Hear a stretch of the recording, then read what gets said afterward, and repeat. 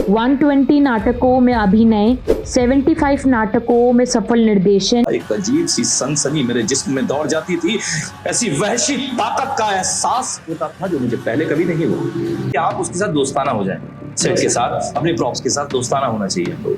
अगर आपके अंदर हुनर है, टैलेंट है, आप पक्का आज नहीं कल ही नजर में पक्का आ जाओगे। मेहनत कहीं ना कहीं रंग लाएगी।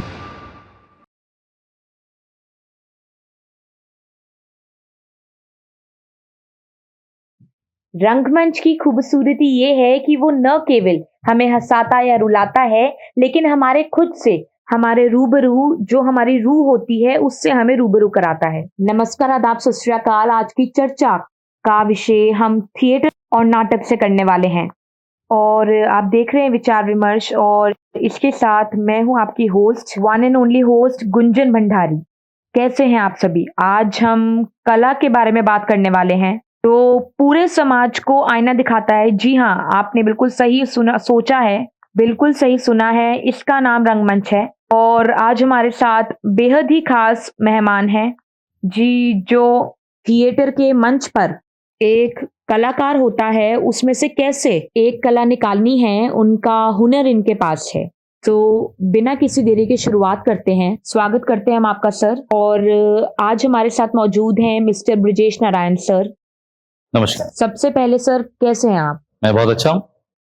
और आज हमारे पॉडकास्ट का नाम है रंगमंच के पर्दे के पीछे। सो सर, सबसे पहले तो thank you for joining us. And 120 नाटकों में अभिनय, 75 नाटकों में सफल निर्देशन, नाटक गौरव सम्मान श्री से सम्मानित, कई मन पसंदीदा टीवी सीरियल्स जैसे कि सीआईडी और बॉलीवुड फिल्म्स में एक अहम भूमिका आपने निभाई है। काफी रिकॉग्निशन आपको मिला है, काफी आपको सम्मान मिला है अपनी आपको पूरी लाइफ जर्नी से। तो हमने तो अपनी ऑडियंस को बताया आपके बारे में, पर हम आपके शब्दों में सुनना चाहते हैं कि आप थोड़ा अपने बारे में हमारी ऑडियंस को रूबरू कराइए।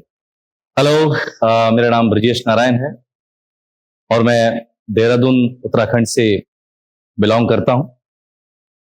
मेरा ये रंगमंच का जो सफर है वो 1986 से निरंतर जारी है। मेरे पिताश्री वालिद साहब, उन्होंने एक पौधा लगाया था दून घाटी रंगमंच के नाम से,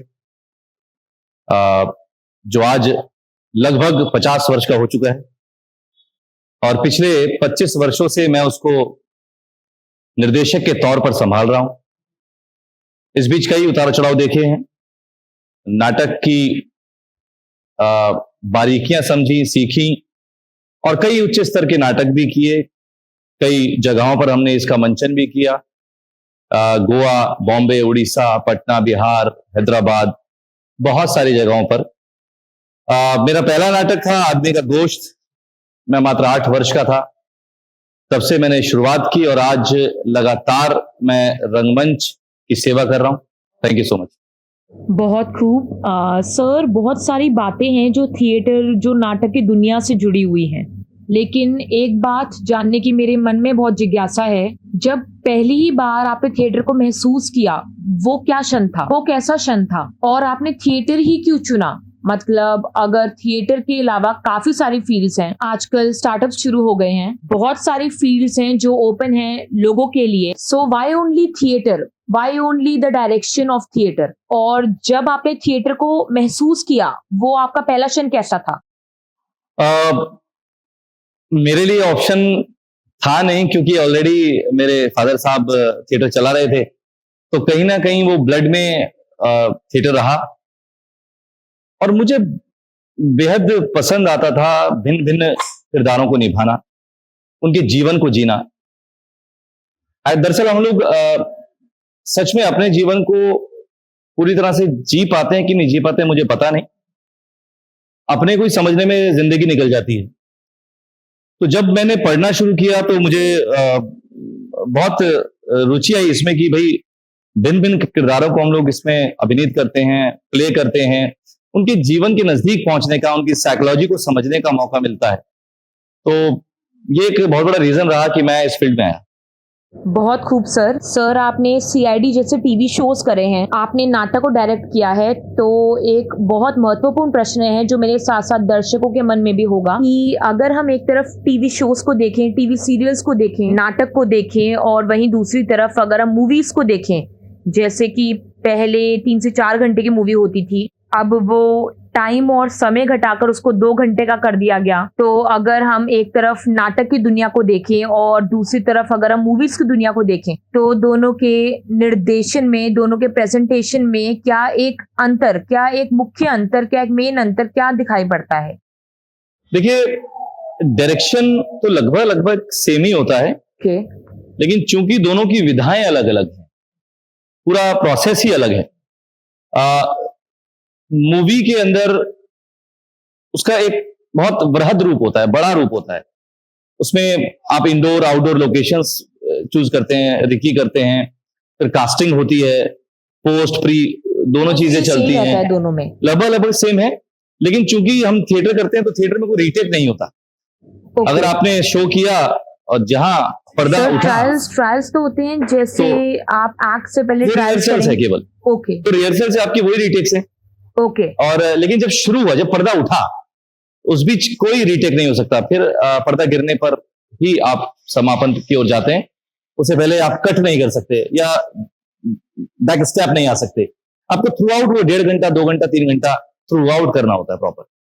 तो ये बहुत बड़ा रीजन है। लेकिन मैं ये जरूर कहूंगा कि थिएटर नींव है एक्चुअली, अभिनय की, एक्टिंग की एक नींव है। अगर किसी ने थिएटर किया है तो उसकी नींव, उसकी फाउंडेशन बहुत मजबूत है और वो बहुत आगे तक हर जा कैरेक्टर। सकता है। सर लेकिन आपसे मैं एक मुख्य पॉइंट पूछना चाहूंगी कि अगर हम एक ऑप्शन रखें मूवीज और नाटक के बीच में, तो आप एक क्या मेन पॉइंट बता सकते हैं? हाँ, मूवीज के ऊपर अगर आप थिएटर को देखते हैं, आप थिएटर डायरेक्ट करते हैं, तो बाय थिएटर ओवर मूवीज अगर एक पॉइंट हम देखें तो कैसे, क्या एक अलग बात है थिएटर्स में जो मूवीज में हमें देखने को नहीं मिलती है? थिएटर में जब हम नाटक को खेल रहे होते हैं और नाटक के उपरांत हमें जो पारितोषिक होता है वो तुरंत मिल जाता है, तालियों के जरिए। जी ओके। क्योंकि मूवीज के लिए कई दिन लग जाते हैं लोगों तक पहुंचने में, जाने में, और पर्दे पर तो वो देख नहीं पाते हैं कि हीरो ने अपना काम किया, हीरोइन ने अपना काम किया, वो कहाँ है, वो दूसरी फिल्म कर रहे होंगे। लेकिन हम लोग जब स्टेज कर रहे होते हैं तो हम जैसे ही नीचे उतरते हैं स्टेज से, तो हमें तुरंत उसका अप्रिसिएशन मिल जाता है, फीडबैक मिल जाता है। तो ये बड़ा सुकून देता है एक्चुअली। बहुत खूब सर, जैसे आपने कोई एक्ट किया उसका फीडबैक आपको मिल जाता है, वो सही है। बहुत खूब सर। सर जैसे आपने बहुत सारे एक्ट डायरेक्ट किए हैं, आप हिस्सा बने हैं बहुत सारे टीवी शोज का, बॉलीवुड फिल्म्स का, तो one of the best act आपके अनुसार कौन सा रहा है? जो हो सकता है शायद आपने डायरेक्ट करा हो सकता है शायद किसी और ने डायरेक्ट किया हो, लेकिन आपका कोई मन पसंदीदा अपना कोई एक्ट रहा हो जिसने आपका दिल छू लिया हो। मतलब रिहर्सल्स में चाहे वो कहीं आपको दिक्कत का सामना करने को मिला हो, लेकिन जब वो एक्ट लोगों के सामने आपने पेश करा हो तो वो काफी सारी आपको अपलॉड मिला हो, one of the best act according to you, whether it be from your side, from your direction और एनी अदर। एक अभिनेता के तौर पर कहूंगा तो हर किरदार सबको पसंद होता है, तो मुझे तो मेरे सारे किरदार पसंद है। लेकिन आपने कहा है कि कोई भी एक जो हो, तो मैं बादल सरकार का लिखा हुआ एक नाटक कर रहा था, बाकी इतिहास। वो मैं डायरेक्ट भी कर रहा था, उसमें मैं एक्ट भी कर रहा था। सीतानाथ का एक कैरेक्टर था, वो मेरे लिए बड़ा चैलेंजिंग और मुश्किल भरा रहा।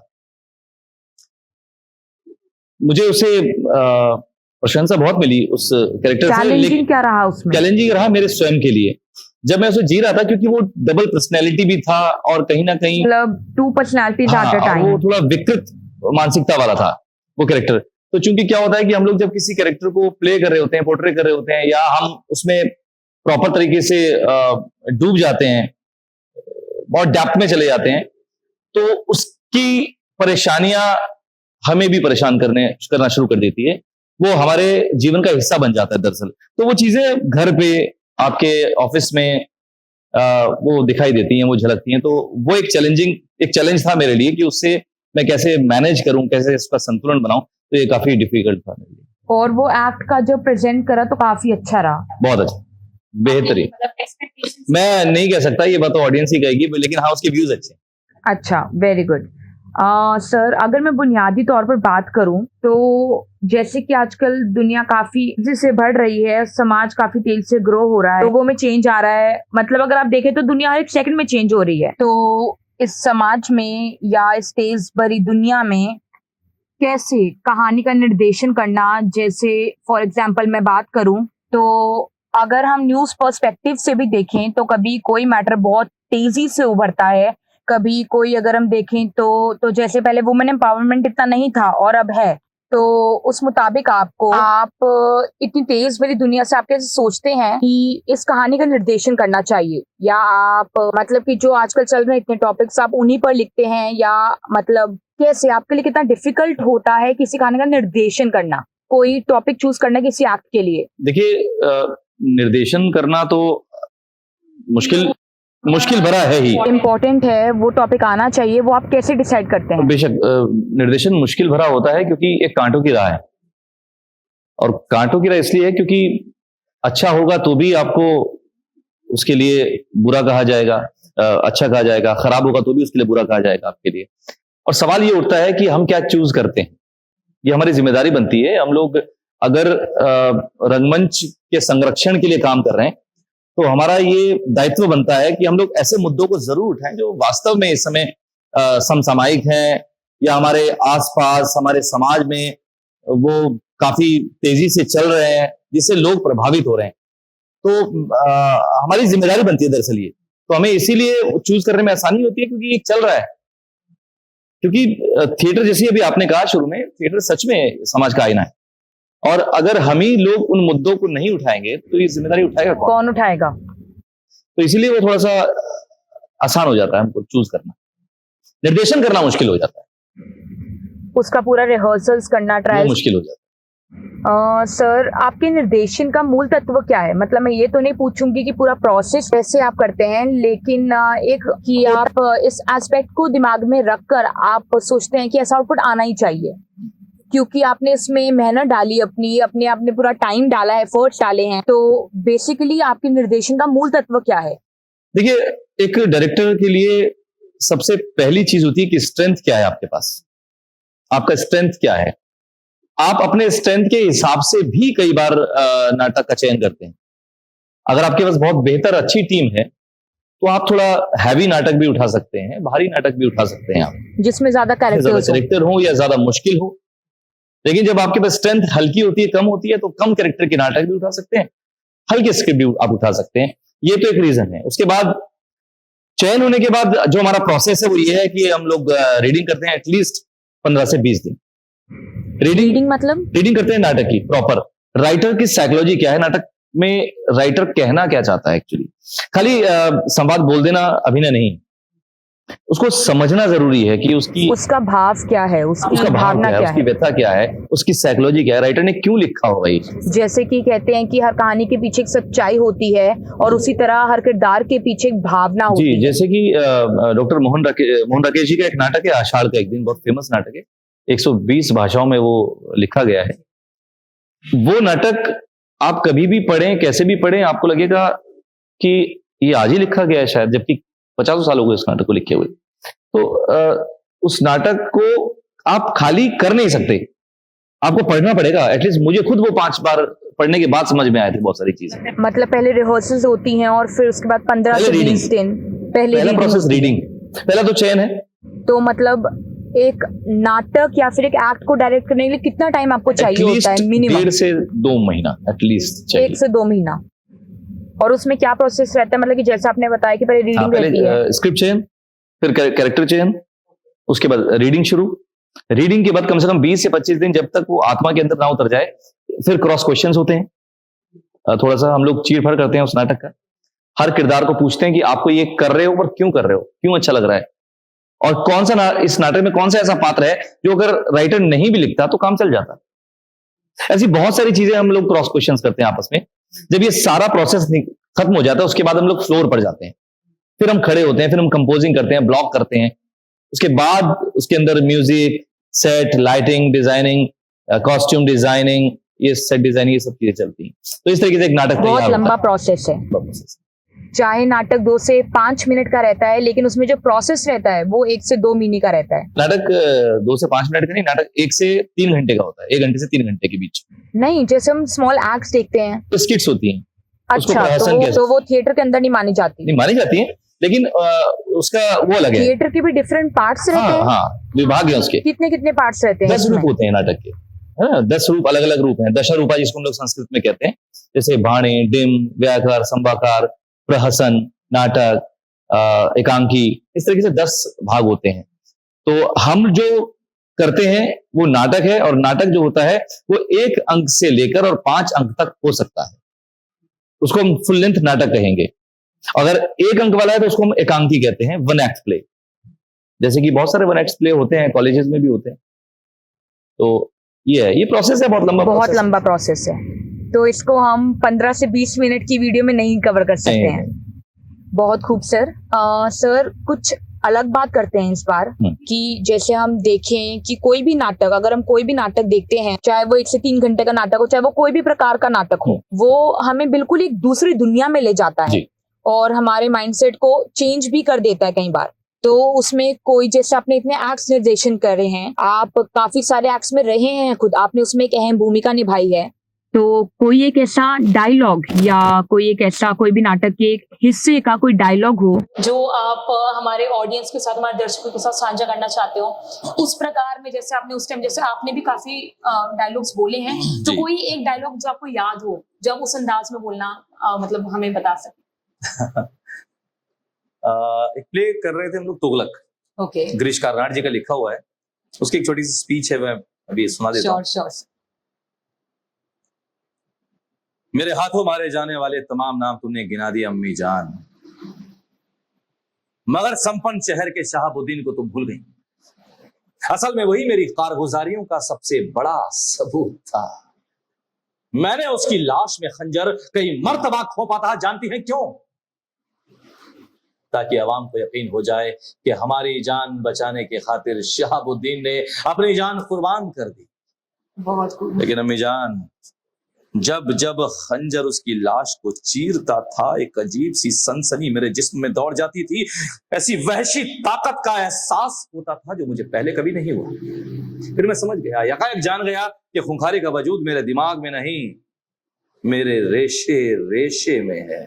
तशद्दुद मेरी नस नस में है अम्मी जान।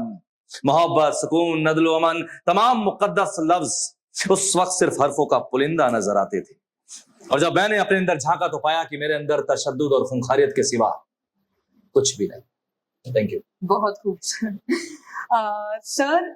एक स्टेटमेंट है कि एक्टर सेट का गुलाम होता है, तो मैं ये आपसे जानना चाहती हूँ कि आप इस स्टेटमेंट से किस हद तक सहमति बरतते हैं, या आपको लगता है कि स्टेटमेंट बिल्कुल गलत है? तो आप इस स्टेटमेंट पर क्या बोलना चाहते हैं? बिल्कुल गलत है। सेट का गुलाम?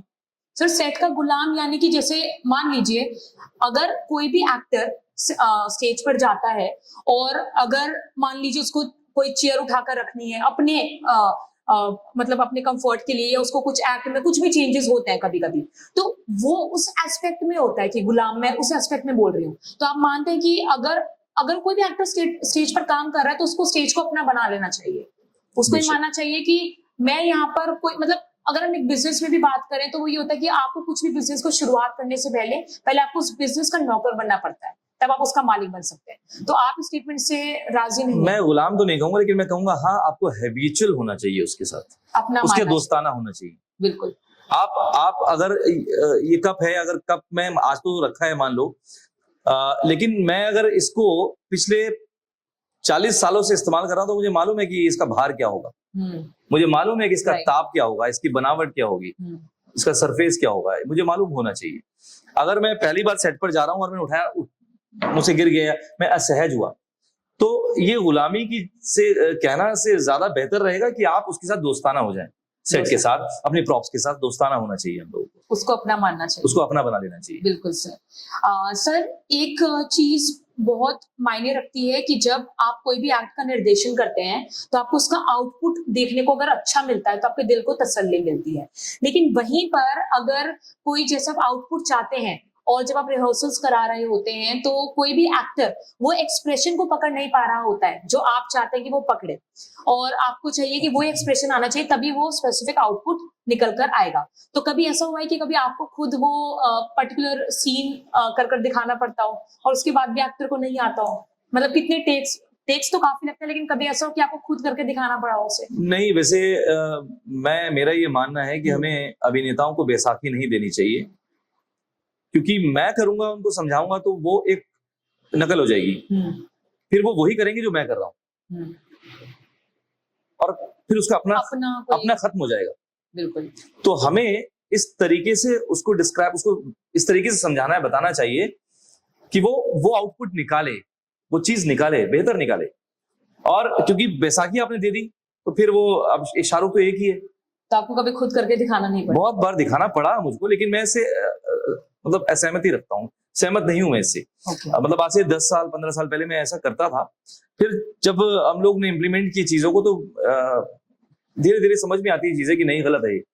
क्योंकि मेरे कुछ स्टूडेंट की चाल तक मेरे जैसे हो गई थी, आज से 20 साल पुरानी बात बता रहा हूँ। तो मुझे एक कमेंट आया ऑडियंस से कि सर ये तो बिल्कुल आप ही कैसे कर रहे हो, तो मुझे लगा कि ये बहुत गलत है, ये बैसाखी नहीं देंगे। तो मैंने वो दिन और आज का दिन कभी भी उनको वो बैसाखी दी ही नहीं। मैंने कहा ये कैरेक्टर है, ये ब्रीफ है, तुम्हें जो इससे पूछना है, जो सवाल करना है मुझसे करो, मैं तुम्हें पूरे जवाब दूंगा इसके, लेकिन करके नहीं दिखाऊंगा, आप खुद करोगे उसको, क्योंकि आप बनो, आपका अपना फ्लेवर आना चाहिए, मेरा फ्लेवर उसके अंदर दिखना नहीं चाहिए। सर आप मानते हैं कि एक्टर्स को फ्री रखना चाहिए जब वो डायलॉग्स बोलते हैं? बेशक फ्री रखना चाहिए। जैसे कि कुछ एक्टर्स कभी जो डायरेक्टर होते हैं उनको बोल देते हैं कि आप क्यों चाहते हैं कि ऐसा पर्टिकुलर सीन का ग्राफ यही हो, या कभी ऐसा हुआ हो कि कभी जैसे अगर आप कह रहे हैं कि आप सहमति रखते हैं कि एक्टर्स को फ्री रखना चाहिए उनके डायलॉग्स में, तो कभी ऐसा हुआ हो कि उन्होंने जो पर्टिकुलर स्क्रिप्ट है, उनका डायलॉग है, उसके अलावा भी उन्होंने जब वो अपने भाव से कोई ऐसी वाक्य बोला हो या ऐसी कोई लाइन बोली हो जो जिससे पूरे एक्ट को बदल दिया हो या और खूबसूरत कर दिया हो, ऐसा कभी हुआ है? हाँ, बहुत बार। तो फ्री रखना चाहिए, बिल्कुल फ्री रखना चाहिए, क्योंकि वो उनका आउटपुट आएगा सर, और वो बेहतर आ सकता है। सर लेकिन ऐसा होता है कि अगर हम एक एग्जांपल ले कोई म्यूजिक कंपोजर और एक सिंगर का, तो अगर म्यूजिक कंपोजर वही है जो म्यूजिक आपको लिख कर देगा लाइंस, और सिंगर को सिर्फ वहां पे गाने का काम होता है। अगर सिंगर आकर म्यूजिक कंपोजर को ये बोलता है कि आप इस लाइन में ये ऐड कर दीजिए, इस लाइन को या इस वर्ड को डिलीट कर दीजिए, तो वो गलत नहीं मानते आप? नहीं होता है ऐसा होता है, बहुत सारी जगहों पर होता है ऐसा। आपसे डिस्कस होता है कि यहाँ पर मैं थोड़ा आलाप लेना चाहता हूँ, इसमें मुझे यहाँ पर एक मात्रा की कमी लग रही है, तो उसको आप क्या मैनेज कर सकते हैं इसको?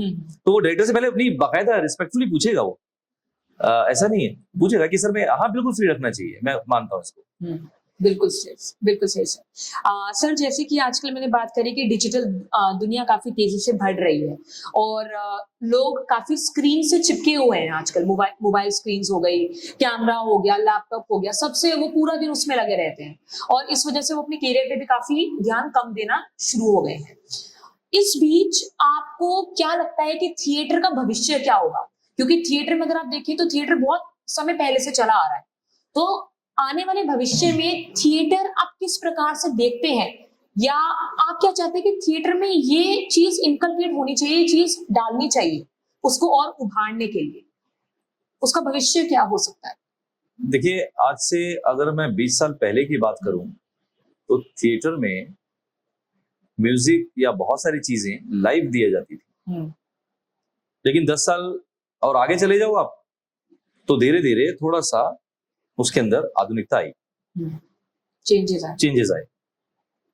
और आज की दौर में मैं बात करूं तो बहुत मॉडर्नाइजेशन हो चुका है, काफी आधुनिकरण हो चुका है। जैसे कि बहुत अब लाइट्स का बहुत अच्छा यूज करने लगे हैं, पहले भी करते थे, अब चूंकि लाइट्स बहुत बेहतर उपलब्ध हैं मार्केट में, हमारे पास स्टेज पर जो लाइट्स जो स्टेज लाइट है, जो प्रॉपर लाइट्स हैं, पहले हमारे पास बहुत गिनी चुनी लाइट्स होती थी, पार हो गई, बेबी हो गई, अभी बहुत सारी लाइट्स हैं जो हम यूज करते हैं अपने नाटकों के अंदर। अब तो सब कंप्यूटराइज्ड लाइट्स हैं, तो अब वो आधुनिकीकरण तो हुआ है नाटक का, और स्क्रिप्ट्स अब काफी नई भी आ रही है, नई सोच आ रही है, बहुत सारे नए राइटर्स आए हैं तो जिन्होंने बिल्कुल बदला है उस सिनेरियो को, उसकी एक क्या बोलते हैं उसको प्रॉपर तरीके से तोड़ के रख दिया है। मॉनिटेनिस एक रूपता जो थी उसको ब्रेक किया उन्होंने। मतलब हमने देखा है कि काफी लोगों को रुचि आई है थिएटर, रुचि आई है, क्योंकि OTT बहुत सारी चीजें बढ़ गई हैं और हर शायद पेरेंट्स चाहते हैं कि मेरा बच्चा उस मुकाम पर पहुंचे आज की तारीख में, जो पहले बहुत ही अलग नजरिए से देखा जाता था अभिनय की लाइन को, आज वो प्रोफेशनल तरीके से देखने भी लगे हैं, एज अ प्रोफेशन देखने लगे हैं। क्योंकि आप देखिए ना, बहुत सारे इंस्टीट्यूट खुल गए हैं, चाहे वो FTII हो, NSD हो, भारतीय हिंदू नाट्य अकेडमी हो, या फॉरेन चले जाओ, राडा हो, बहुत सारे इंस्टीट्यूट इस तरीके के हैं जो बेहतर रिजल्ट दे रहे हैं। सर लेकिन आपको क्या लगता है कि जब आपने भी थिएटर को ज्वाइन करा तो एक ऐसी क्या चीज है जो बच्चों को, जो लोगों को थिएटर की तरफ आकर्षित करती है? मतलब ओवर मूवीज में बात कर रही हूँ यहाँ पर, क्योंकि कंपैरिजन काफी रहता है, डायरेक्शन दोनों में सेम है, लगभग सेम है जैसा आपने भी कहा, लेकिन थिएटर और मूवीज में फिर भी एक अंतर है, एक माइनर लाइन का अंतर है। तो ऐसी क्या चीज है जो थिएटर की तरफ लोगों को आकर्षित करती है? उसकी जो रियलिटी है या जो उसका साधारणपन है, जिस तरह हम उसमें मॉडिफिकेशंस एक्टर अपने तरीके से कर सकता है, उसको लिबर्टी है, तो ऐसी क्या चीज है जो आकर्षित करती है? देखिए, आकर्षण का एक बहुत बड़ा जो कारण है वो ये भी है कि अभिनय सीखने के लिए हर किसी के पास ना तो उतना धन होता है और ना ही FTI में हर कोई एंट्री ले पाता है, क्योंकि वहां पर लिमिटेड सीट्स होती हैं। जैसे कि आप NSD की बात करो तो 26 सीटें हैं, लेकिन जो इंटरव्यू देते हैं, जो रिटर्न देते हैं, वो देते हैं 10,000, 20,000, 50,000, तो नहीं होते। तो उनके पास और ऑप्शन क्या रह जाता है? थिएटर।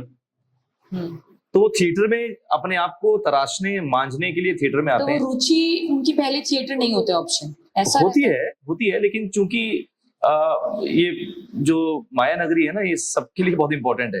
हर कोई चाहता है कि ये मेरा, लेकिन बॉलीवुड में जाना बहुत मुश्किल भी है। उसमें आप देखें तो अगर हम एक वर्ड, काफी नेपोटिज्म काफी यूज होता है वर्ड, तो वहां पर एंट्री करना काफी मुश्किल है। अगर हम देखें रादर देन सेलिब्रिटी किड्स, और अगर हम एक फ्रेशर के तरीके से जाएं तो हमें काफी सालों लग जाएंगे। और ये भी पक्का नहीं है कि वहां पर हमारा कोई, मतलब हम वहां पर छा भी पाएंगे, एक नाम हमारा हो भी पाएगा या नहीं हो पाएगा। नहीं, अगर आप टैलेंटेड हैं, आपके अंदर हुनर है, तो बेशक आज नहीं कल नहीं आपको लोग देखेंगे, देखना पसंद करेंगे। सर लेकिन अपॉर्चुनिटी छीनी जाती है, वो छीनी जाती है। आप ऑडिशंस क्रैक करें, यही उपाय है। मैं बता रहा हूँ, मैंने 500 लोगों की भीड़ में ऑडिशन दिए हैं, क्रैक भी किए हैं, और ऐसा कुछ नहीं, मूवीज के भी और सीरियल्स के भी क्रैक किए हैं। अगर आपके अंदर हुनर है, टैलेंट है, आप पक्का आज नहीं कल ही नजर में पक्का आ जाओगे। मेहनत कहीं ना कहीं रंग लाएगी। बाकी नेपोटिज्म जो भी है चल रहा है, ठीक है, उनका, इसके बारे में तो हम कुछ कह नहीं सकते, लेकिन मैं ये जरूर मानता हूँ कि आपकी मेहनत हमेशा काम आती है एक ना एक दिन, और ये बिल्कुल सोचना नहीं चाहिए। ये सोच कर ना जाना या घर से ही नहीं निकलना कि बारिश है और भीग जाऊंगा, तो घर पे नहीं बैठना चाहिए, मतलब निकलना चाहिए। बिल्कुल सही बात है। सर लास्टली हम बिल्कुल अंत पर आ चुके हैं इस बातचीत के, तो एक एडवाइस जो आप हमारे दर्शकों को देना चाहते हैं, या जो लोग थिएटर में रुचि रखते हैं, उनको एक ऐसी क्या एडवाइस है जो आप देना चाहेंगे? जी जरूर। सभी रंगकर्मी भाई बहन जो सच में इसमें अपना भविष्य आजमाना चाहते हैं, सबसे पहले तो उनको ट्रेनिंग लेनी चाहिए।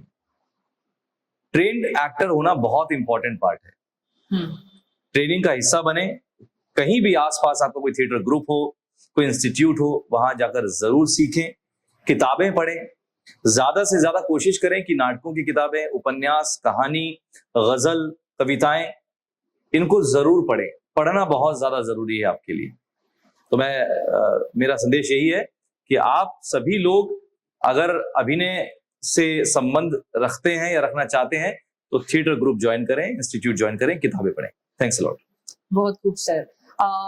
आज हमने आपके द्वारा थिएटर के बारे में, मूवीज के बारे में, कलाकारों के बारे में काफी कुछ नई बातें सीखी। और एक, जैसे मैंने बीच में भी एक वाक्य बोला था कि हर कहानी के पीछे एक सच्चाई होती है और हर किरदार के पीछे एक भावना छिपी होती है। और सर आपका बहुत बहुत धन्यवाद हमें ज्वाइन करने के लिए आज। और हम उम्मीद करते हैं कि जो लोग थिएटर में रुचि रखते हैं या इस फील्ड में, इस प्रोफेशन में आना चाहते हैं, उनको काफी नई बातें सीखने को मिली होंगी। और सर लास्ट में ये बोलना चाहूंगी कि हम आशा करते हैं कि हम आगे भी आपसे हमें बातचीत करने का मौका मिले।